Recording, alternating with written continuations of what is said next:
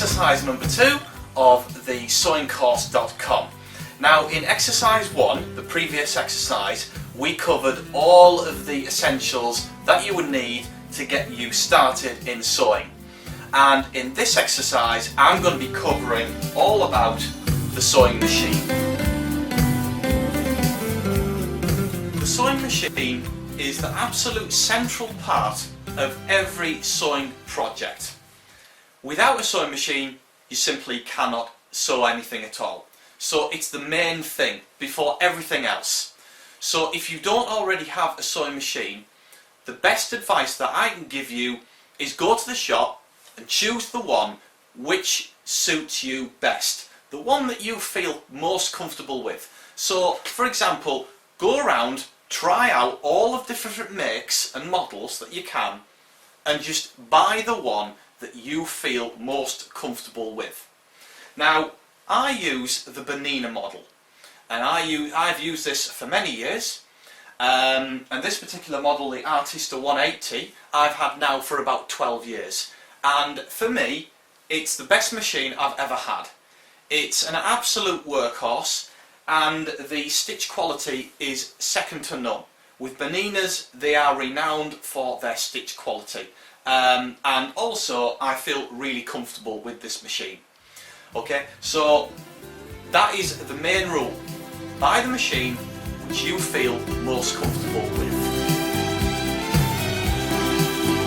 Right, I'm going to go over some of the main parts of the sewing machines. Now, they are all different relating to the different types of models that they are on the market.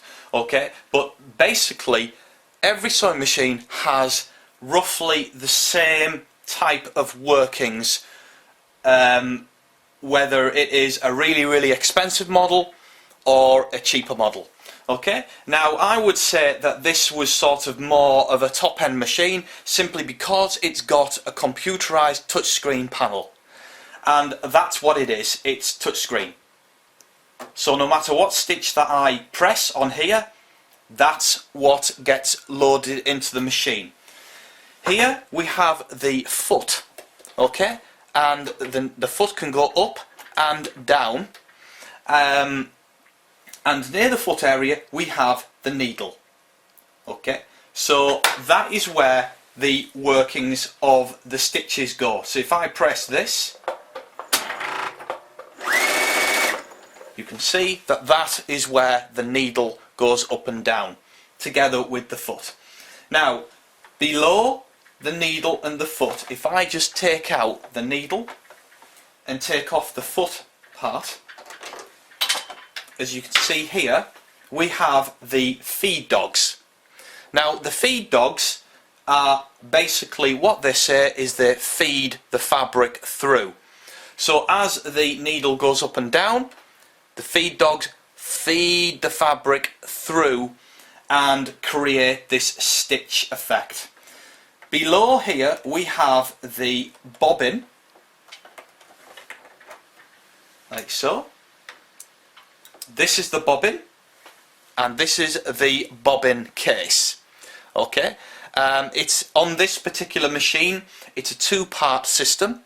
So we have the bobbin on its own, or the spool where all the thread goes onto, and we have here the bobbin case, and simply the bobbin fits into the bobbin case and you can just pull the thread around like so,